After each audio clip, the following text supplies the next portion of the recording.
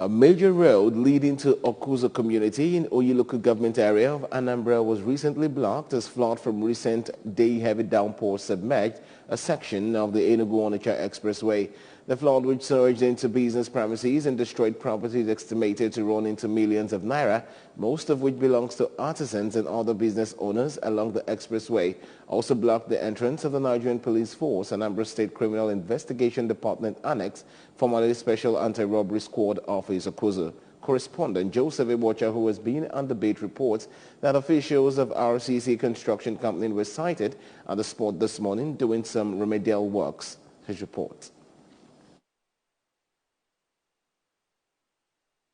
When ABS arrived at the scene yesterday, motorists plying Otuocho Okuzo, Oyago Abagna Road and other road users coming in and out of Okuzo were seen taking alternative routes as business owners along the expressway were counting losses, while individual efforts were being made to create routes for the flood in order to restore normal traffic flow on the affected section of the expressway. Speaking to the ABS, the Vice President General of Okuzo Progressive Union, Chief Onochie Nwotite, whose business premises was among those flooded and goods destroyed, said he had written petition over the failure of the construction company handling the project to make adequate provisions for more flood coming through Okuzo and joining the expressway at the spot. Workshop here there about maybe everything there.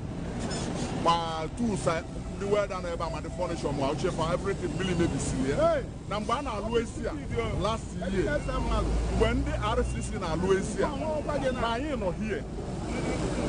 The problem here now, what is from Onitsha Enugu for 1.8 meters, about 6 feet wide. And I'm going to a junction of Kuzo. Ministry of Kuzo they join now. Instead of them to expand the gutter more, they went ahead and narrowed the gutter to 3 feet, to 0.9 meters. So now the volume of water, of course they both say discharge. I'm not here, but alone.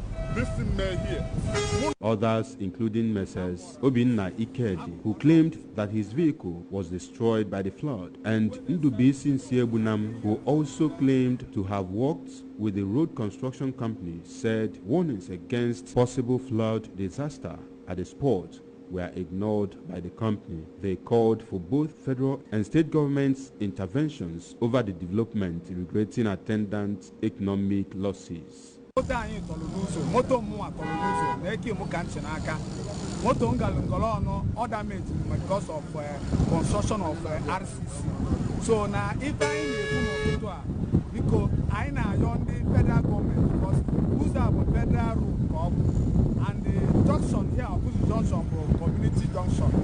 So I need to Kababia for our rescue because the erosion and damage go a millions of property. I na offer Kababia for our rescue. Abiazamba, I'm a silver. Mpowa was when you have an block where somewhere and a block, as a block never. Ever, Banatilo no my entrance, ever, Bala forever. Gave open a mini server and I become mini server now because of Monavalo for all. Basuna Vayalo, no, if project managers about Kavaya, it's okay, above now. But then it happened. Now I call cover back. So, I'm my project manager. And now you're the RCC, Kababia. That in our governor. No, Mego, Kababia, Kaba open a line, Uzai. Mepela, before Uza, maybe I know Gauza, and I didn't want this kind of accident. But Kita and I, even the men are too much. Kababia, Melania, but I'm a Mepela,